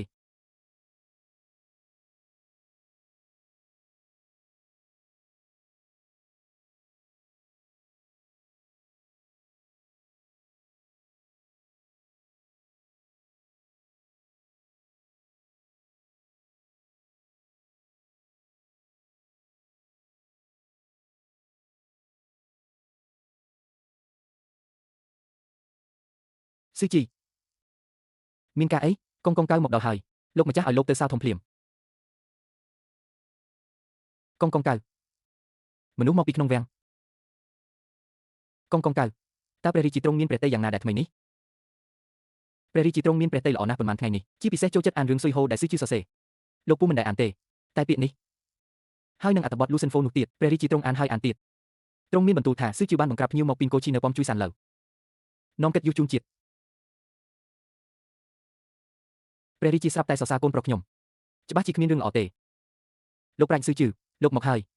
Preri chỉ miên rịch xả, bằng cọp ở lột nợ brux ai. Châu qua không vang. Châu qua. Cái nạp protepun cô pe yu nâng cô chi nâng một đo ritinis ai. Hai châu qua to tại mà đòn. Lực môn không đi chụp yang vậy tha còn lạc hại. Ai lâu ní luôn chim môn mũi sập đạp bình. Hai đứa vây ban chiប្រញាប់ម្លេះ. Tu bằng công kron tại nom rịch xả. Hai đứa vây ban chi pu kê một mồn. Bất chi mình hiên smart đẹp đạt tề. Men hai. Preri chỉ có trong pâng sư chữ rương mùi đài. Cứ riệp trong cầm nạp ở mùi bọt. So se chung cái nạp protepu. Mình men tê. Cứ so se chung stray mình nè. Ta stray rụp ná. Nơi không cái nạp protepu ní, miên bọt tray stack cô pe yu rung đầm nạp hỏng đài. Preri chỉ trong ở lộc so se cầm nạp ở so sa niềng. Mình so se tê. Hai ấy trơ so se cầm nạp ở so sa bọt tray stack pe yu thừa ấy. Ta ti hiên dương để slap trong đài pe yu miên tê tui men tê. Bà trong so se cua tay so se ở mình nung cô đã hù bỏ dương sân. Đôi chi preni mà chắc đã chỉ stress át bằng pot không ritini so se ở niềng tớp sòng. Taពាក្យសម្ដីរបស់គាត់គឺសំដៅលើខ្ញុំមែនទេ ប៉ុន្តែនេះជាព្រះរាជតម្រិះរបស់ព្រះរាជា មិនសរសេរគឺមិនសរសេរ ជីវរឿងនេះក្រែងលោមិនសូវសំទេយ៉ាងណាក៏ព្រះមហាក្សត្រជាអ្នកបង្កប់តសូមលោកត្រៀមខ្លួនជាស្រេចចុះ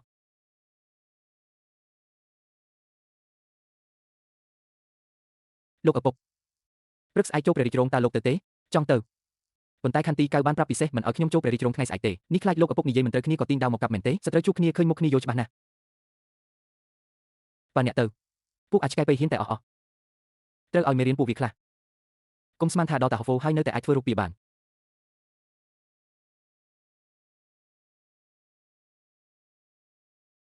គណៈប្រតិភូពីប្រទេសបែរជាមកដល់មុនពេញមួយសប្តាហ៍មានន័យថាបេសកកម្មលុបសម្រាប់ជនក្បត់នោះបានបរាជ័យហើយព្រះអង្គថែមទាំងឲ្យខ្ញុំជាកូនប្រុសច្បងរបស់ស្ដេចត្រាញ់តិនប៉ៃសរសេរកំណាព្យឲ្យសរសើរដល់ម្ចាស់ក្ត្រីប៉ៃប្រសិនបើនេះជាការមើលងាយវិធីសាស្ត្រនេះគឺសាមញ្ញពេកហើយក្នុងនោះប្រហែលជារកខ្លួនជាបន្ទាន់រៀបចំប្រទេសសេះទៅយើងត្រូវទៅសាលខុតកាល័យអគ្គសេនាបតី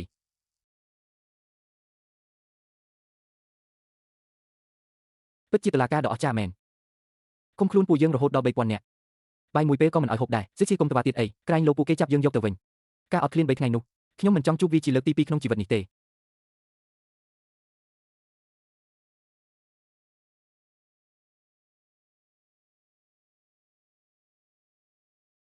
ជេងឈៀវបេតុលាការម្នាក់ក៏មិនអាចរួចខ្លួនដែរខ្ញុំចង់ប្តឹងជេងឈៀវបេប្តឹងជេងឈៀវបេ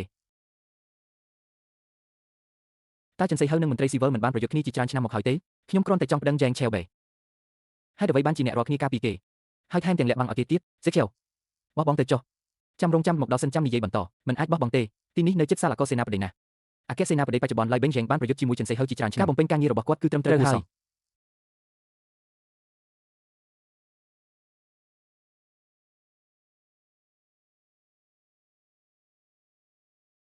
មកដល់សាលអគ្គសេនាបតីហើយ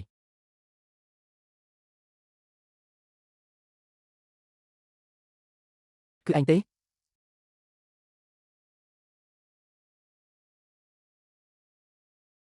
ពួកអ្នកមកសាលអគ្គសេនាបតីដើម្បីអ្វីមកប្តឹងឯងនឹងហើយរឿងដែលឯងសម្លាប់អង្គរៈយើងគុំស្មានថាអាចគេចផុតឲ្យសោះអូមកដើម្បីប្តឹងខ្ញុំសោះតើចឹងល្អណាស់ធ្វើជាមួយគ្នាហ្មងទៅប្តឹងចំពោះមុខខ្ញុំបែបនេះកាន់តែមានប្រសិទ្ធភាពហើយណាស់ខ្ញុំចង់ឃើញណាស់ថាបន្តិចទៀតឯងយ៉ាងម៉េចមិនបាច់បារម្ភទេខ្ញុំសន្យាថានឹងសហការជាមួយឯងយ៉ាងពេញទំហឹងហេតុអ្វីបានជាគេមិនភ័យសោះអញ្ចឹងពួកយើងជាភ្ញៀវមកពីមន្ទីរពេទ្យខាងជើងមានលិខិតបញ្ជាក់សូមចូលជួបកុសេនាបតីសូមជួយរាយការណ៍ផងបីសូមអញ្ជើញចូលគិតនាមសាលអគ្គសេនាបតីនេះពិតជាខុសប្លែកពីធម្មតាមែនក៏អនុញ្ញាតឲ្យមនុស្ស4នាក់ខាងក្រោយនោះចូលជាមួយពួកយើងដែរមនុស្សម្នាក់ក្នុងចំណោម4នាក់នោះមិនមែនជាអនាគតកូនប្រសារពួកយើងទេ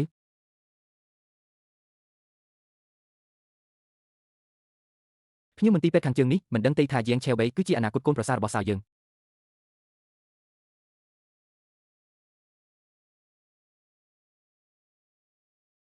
ទុកឲ្យខ្ញុំជាអ្នកជូនផ្លូវចុះ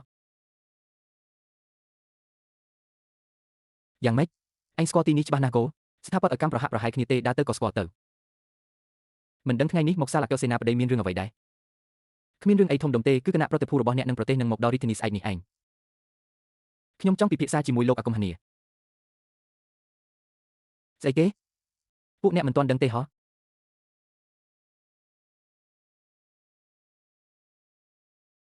ថាភ្ញាបពួកអ្នកត្រូវមនុស្សម្នាក់ក្នុងទីក្រុងនេះសម្លាប់រៀបអស់ហើយ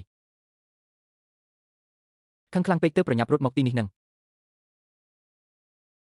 ពីមុនអារម្មណ៍ល្អល្បីឈ្មោះសោះឥឡូវត្រូវគេទម្លាក់ដល់ថ្នាក់នេះក៏គួរឲ្យអាណិតដែរលោកតាលី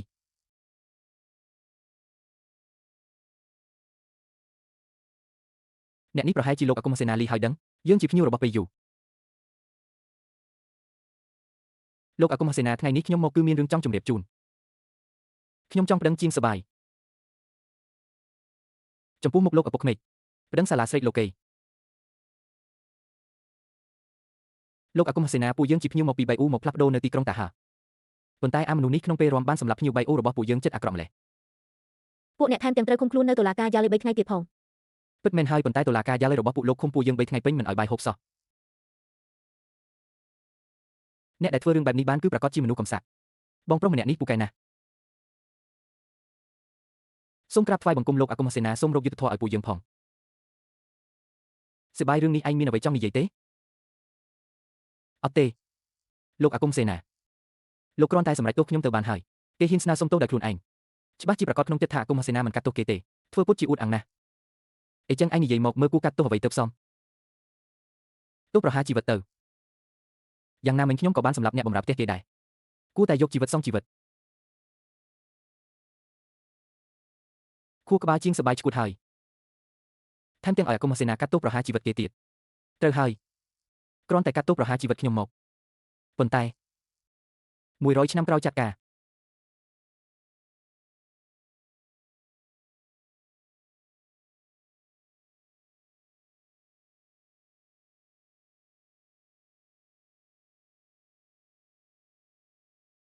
លោកអាគមសេនាអ្នកនេះមិនត្រឹមតែកំ pl ែងលេងសើចនឹងពួកយើងទេច្បាស់ណាស់ថាកំពុងតែលេងសើចនឹងលោកដែរនារីម្នាក់នេះពេលនៅលើទេសគឺគេហៅដែលរកមុនគេក្រោយមកថែមទាំងចេញទៅជាមួយជាងសបាយទៀតផងហេតុអ្វីបានជានាងស្ថិតនៅក្នុងគេហដ្ឋានអាគមសេនាជឿវាយពួកអ្នកមកទីនេះធ្វើអ្វីចាំបាច់សួរទៀតឮថាអញមកទីនេះគេទ្រាំមិនបានក៏រត់មកតែម្ដងទៅអត់មានទេមានរឿងអីទៀតបើគ្មានរឿងអីទៅវិញទៅខ្ញុំប្តឹងចាងសៀវបៃលិខិតដឹងដាក់រួចហើយគេសម្លាប់ភ្ញៀវប៉ាយិនតុលាការធំឃុំខ្លួនពួកយើង3ថ្ងៃមិនមែនរឿងធំទេកូចៅពន្លឺតូចកាត់ទោសប្រហារជីវិតខ្លួនឯងបាត់ទោសប្រហារជីវិតរាប់រយឆ្នាំក្រោយមិនបាច់កាត់ទោសប្រសើរជាងអំហាសេនាបតីរឿងនេះពាក្យបណ្ដឹងរបស់តុលាការទទួលយកមិនបានទេហេតុអ្វីជាអាសេនាបតីដ៏អស្ចារ្យក៏ខ្លាចអំណាចគ្រួសារចាងសៀវបៃដែរព្រោះតាមច្បាប់ស្រុកយើងរវាងសាច់ញាតិគឺមិនអាចកាត់ទោសដាក់ទណ្ឌកម្មគ្នាបានទេចំណែកឯសៀវបៃគឺជាកូនប្រសារអនាគតរបស់សរដ្ឋយើងពេលនេះសូម្បីតែយើងក៏អស់លទ្ធភាពដែរកូនប្រសារអគ្គសេនាបតីមិនបាននិយាយលេងជាមួយពួកយើងទេមែនទេមិនបាននិយាយលេងទេរឿងនេះគឺព្រះអង្គជាអ្នកកំណត់ផ្ទាល់ការគ្នារវាងសរដ្ឋនិងចិនបើយុទ្ធសាស្ត្រគឺជារឿងពិតប្រាកដរត់មកដល់មុខឪពុកក្មេងគេបែរជាមកប្តឹងកូនប្រសារអនាគតគេទៅវិញអ្នកដែលត្រូវគេជួយគឺពួកយើងតែត្រូវទេអាមួយនេះឆ្កែនេះលោកឪពុកមុនពេលពួកយើងមកខាន់ហ្វាងបានទៅសាលាហ្វុំដងដែរប្រាប់ឲ្យខ្ញុំរៀបចំកំណាព្យឲ្យមួយមុនពេលចូលខួតស្អែកនេះជូនដល់ព្រះនាងប៉ាយិនរឿងនេះលោកឪពុកយកយ៉ាងម៉េចដែររឿងនឹងខ្ញុំក៏បានឬដែរកំណាព្យឲ្យនេះគឺក្រុមតំណាងប៉ាយិនជាអ្នកផ្ញើសារស្នើសុំផ្ទាល់គេថាព្រះនាងអង្គបានលើកគេឈ្មោះពូកែរបស់អ្នកតាមផ្លូវគឺពួកគេជាអ្នកស្នើសុំកូនត្រូវប្រយ័ត្នខ្លួនប៉ាយិននិងគ្រូសាររដ្ឋមន្ត្រីជាន់ខ្ពស់របស់អ្នកមានសត្រូវនឹងគ្នាដូចឈាមក្នុងឋានៈជាបុត្រច្បងមុខទស្សនកិច្ចគណៈប្រតិភូពីប្រទេសចាំបាច់ត្រូវតែងកាប់ឲ្យសរសើររាជបុត្រីបៃយូធ្វើឲ្យទឹកចិត្តកងទ័ពក្រុងប៉េកាំងត្រជាក់ស្រេករឿងនេះព្រះអង្គមិនគួរយល់ព្រមឡើយខ្ញុំយល់ហើយរាជបុត្រីអង្គនេះពិតជាពិបាកទប់ទល់ណាស់សរសើររាជបុត្រីស្ត្រូវកងទ័ពក្រុងប៉េកាំងអស់ចិត្តស្មោះត្រង់និងរង្គោះរង្គើបើមិនសរសើរគឺបាត់បង់សិលធម៌ទូតប្រទេសបៃយូនឹងឆ្លៀតឱកាសវាយប្រហារទម្លាក់កំហុសមកលើយើងមិនថាសរសើរឬអត់ខ្ញុំសុទ្ធតែត្រូវគេនិយាយដើមចុះហេតុអ្វីបានជាព្រះអង្គយល់ព្រមព្រោះព្រះអង្គចង់បង្ក្រាបអ្នករយៈពេលនេះអ្នកល្បីខ្លាំងពេកហើយប្រសិនបើកងទ័ពអស់ចិត្តព្រោះតែអ្នកភាពស្មោះត្រង់របស់សាលាជើហ្វាយខេតនិងរង្គោះរង្គើនេះគឺជាព្រះអង្គចង់ឃើញណាស់ សេជីនសាំងនេះខ្ចីដៃប្រទេសបេយូដើម្បីបង្ក្រាបខ្ញុំនិងសាលាជើហ្វាយខេតពិតជាមិនធម្មតាមែនលោកឪពុកលោកគ្រូពេលខ្ញុំចូលមកឃើញអ្នកទាំងពីរជេរគ្នាយ៉ាងរីករាយកុំប្រាប់ថាបានគិតវិធីដោះស្រាយឲ្យខ្ញុំហើយណារឿងជេរគឺជារឿងល្អមួយទៀតកំណាព្យឲ្យនឹងអត្ថបទរបស់អ្នកនៅភោជនីយដ្ឋានសេនឡៅត្រូវបានបញ្ជូនត្រឡប់ទៅសមាគមឆេងសានវិញហើយពួកចាស់ទុំសម្រាប់ចិត្តមិនកាត់ទេឥឡូវកំពុងជេរពីអ្នកផ្អើលទាំងសមាគមមានម្នាក់បាននិយាយថានឹងទទួលយកអ្នកជាកូននិស្សិតផ្ទាល់ការពិតគឺយើងជឿជាក់ថាអ្នកអាចដោះស្រាយវាបានដោយខ្លួនឯង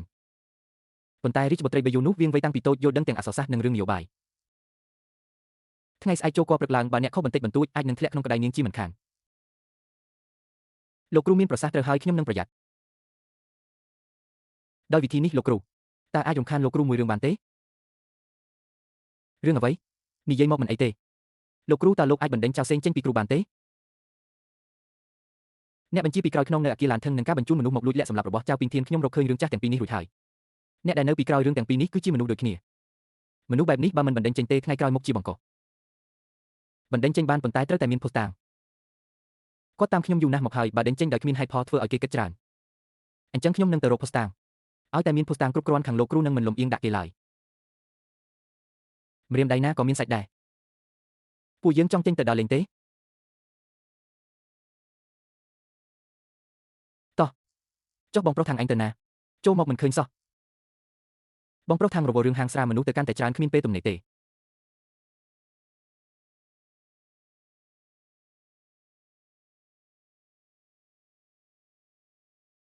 ប្រាប់មកប៉ុន្មានថ្ងៃនេះនឹកខ្ញុំទេអត់ទេបើអត់ក៏អត់ចុះល្អណាស់ខ្ញុំក៏មិនបាននឹកអ្នកដែរអូអញ្ចឹងគុំនឹកអី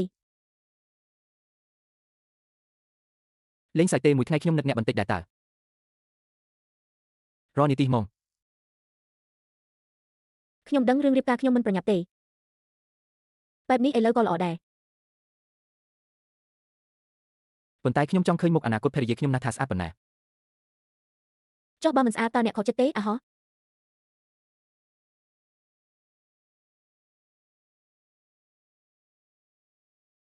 អត់ទេខ្ញុំជាមនុស្សឲ្យតម្លៃលើសម្រស់ខាងក្នុងជាងអញ្ចឹងក៏ល្អខ្ញុំប្រាប់មុនណាតាមពិតខ្ញុំមុខអាក្រក់ទេអូហោះអញ្ចឹងរត់ចេញល្អខ្ញុំខ្មាស់អៀនណាស់បើអ្នកស្អាតពេកនាំដើរលេងមិនស្រួលចិត្តទេអាក្រក់បន្តិចល្អហើយស្រួលបួចិត្ត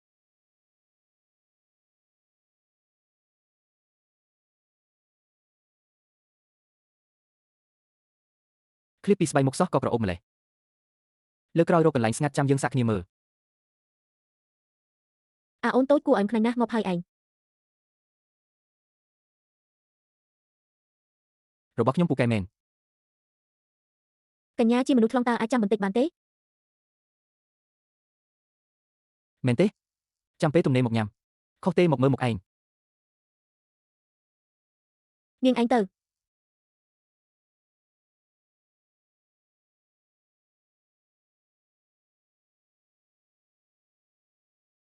កញ្ញាមិនក៏ទំនេររិនមកចំអកឲ្យខ្ញុំរហូតហោះតាមខ្ញុំកញ្ញាស្រឡាញ់ពេញចិត្តហើយមិញពេលលោកអបកញ្ញាមុខគាត់ប្រែពណ៌ហើយខ្ញុំហៅនឹងស្រឡាញ់របស់ហែងទោះជាខ្ញុំស្រឡាញ់អ្នកណាក៏ដោយក៏មិនស្រឡាញ់គេដែរចាស់កញ្ញានិយាយត្រូវហើយខ្ញុំនិយាយលេងទេអែនខ្ញុំគ្រាន់តែមិនចូលចិត្តមនុស្សមួយចំនួនដែលរស្ត្រីយើងទេ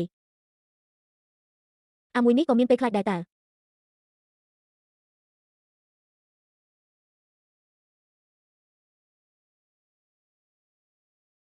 ស្ដាប់ទៅកាន់តែអាជីពហើយនៅទីនេះយូរទៅមិនខ្លាចជាទម្លាប់លួចស្ដាប់គេទេដឹងតើគាត់ចង់ស្នាក់នៅរហូតដល់ពេលណាព្រឹកនេះមានប្រជុំរាជការគណៈប្រតិភូពីប្រទេសមកដល់ត្រូវប្រយ័ត្នខ្លួនឲ្យមែនទែនមនុស្សខាងគឺសំដៅមកលើពួកយើងហើយខ្ញុំដឹងហើយលោកឪពុកចាំស្ដាប់ដំណឹងល្អពីខ្ញុំចុះជូនទៅនាងហើយឲ្យតែខ្ញុំនៅទីនេះមិនឲ្យនរណាម្នាក់ធ្វើបាបវាសំបីតែបន្តិចឡើយ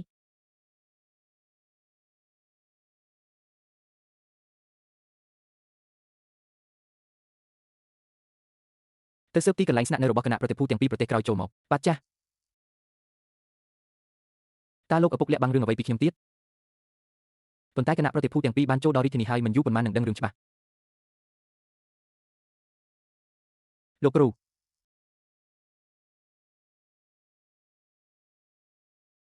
ពេលណាគណៈប្រតិភូពីប្រទេសមកដល់បាទចាស់ ក្រែងលោកគាត់នៅចាំខ្ញុំទៀតទេដឹង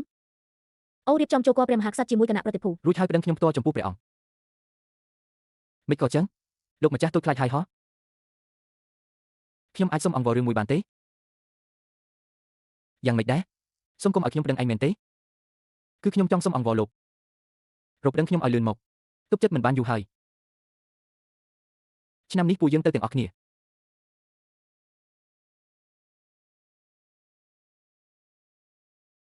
arrogance ណាស់អាក្រក់ខ្លាំងណាស់ពិតជាអសោចណាស់នឹងផ្ដល់មេរៀនដែលចងចាំមិនភ្លេចដល់អ្នកឆ្នាំថ្មីអ្នកនឹងគាត់នៅចាំលើទេចុះ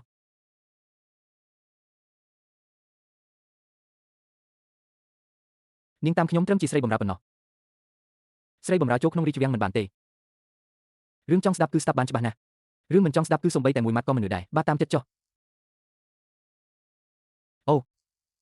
អញត្រូវទៅរក Princess តូចអញ្ចឹងទៅចុះ ទៅ Long Princess ដែលនៅក្បែរឯងនេះមានគោលបំណងអ្វីឲ្យពិតប្រាកដ មិនបាច់ខ្វល់ទេបើគាត់ចង់នៅទុកឲ្យគាត់នៅទៅ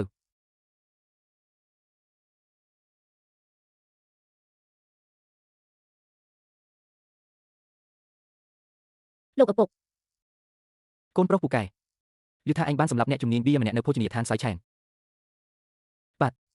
ធ្វើបានល្អណាស់ពួកវាយកលេសផ្លាស់ប្ដូរយោបល់មកទីនេះគឺគ្រាន់តែចង់បង្កចំនួនគិតថា Dahua របស់យើងមិនសម្លាប់មនុស្សទេបើអាចសម្លាប់ពួកវាបានម្នាក់សៀតចិត្តណាស់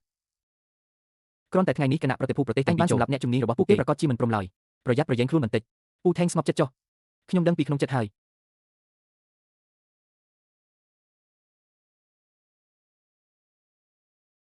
អរគុណលោកទាំងពីរ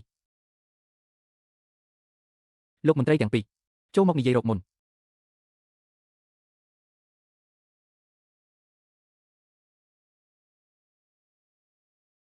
ទៅមុខក្នុងរាជវាំងត្រូវប្រយ័ត្ន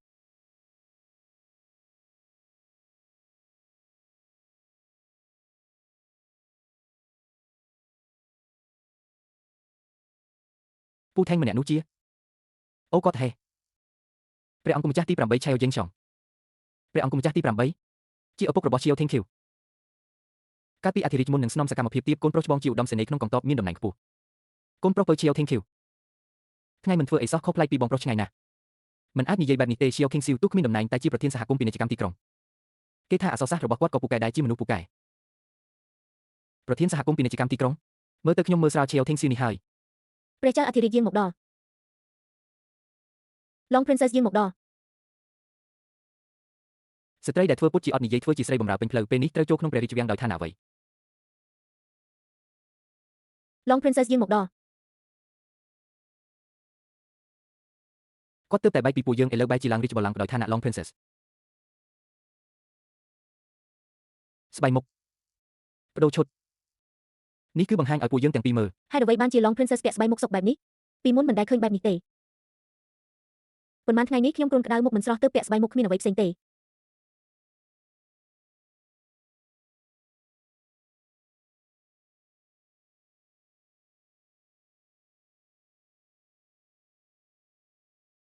លោកពូហ្វាងនេះប្រហែលជាលោកជាជាងស៊ីស៊ឺនៃស្នុកស៊ីជើហើយមែនទេ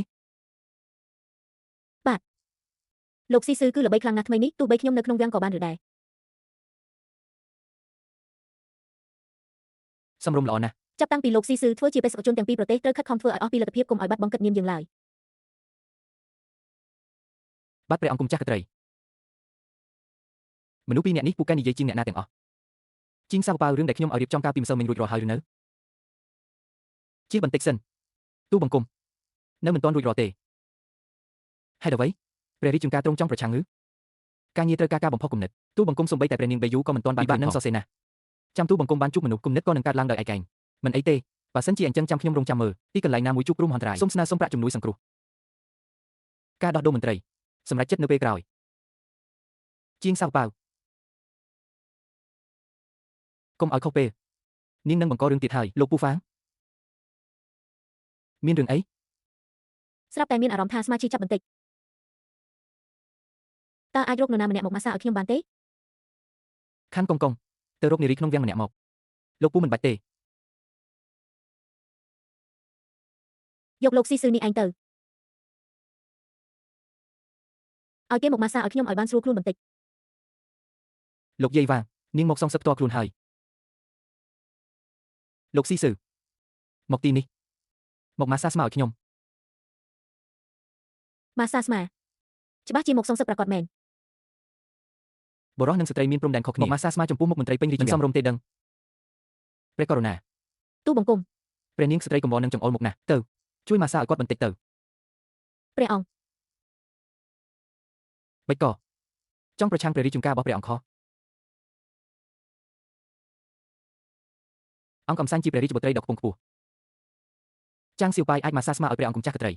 ក៏ចាត់ទុកជាការប្រទានរង្វាន់ដល់គេដែរ ប្រទានរង្វាន់ស្អីគេបើខ្លាំងមកម៉ាសាសាក់មើល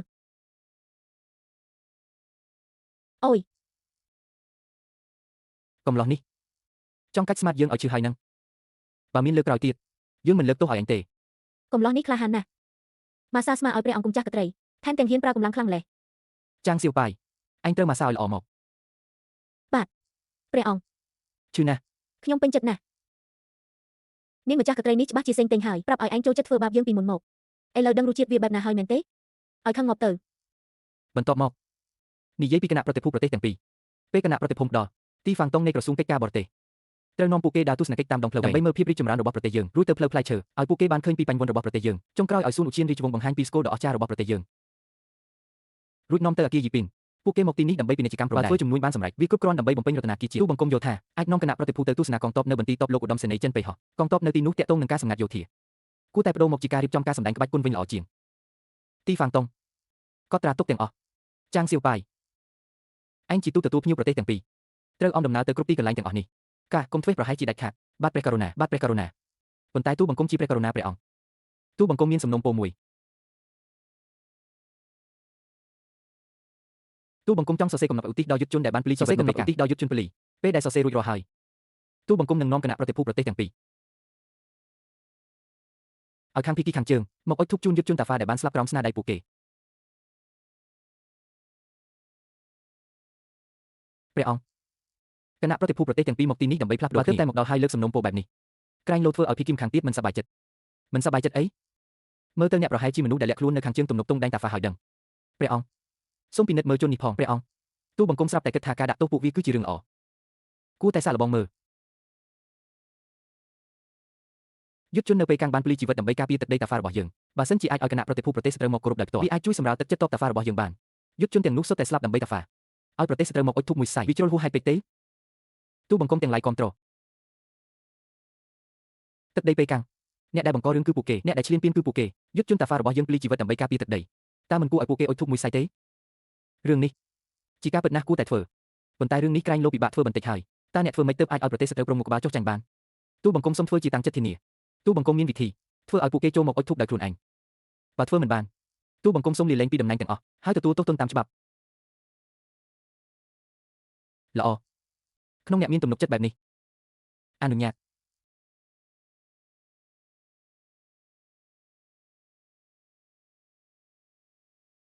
ព្រះករុណាគណៈប្រតិភូប្រទេសទាំងពីរបានមកដល់មុខព្រះបរមរាជវាំងហើយតើត្រូវអនុញ្ញាតឲ្យចូលជួបដែរឬទេអនុញ្ញាតឲ្យចូល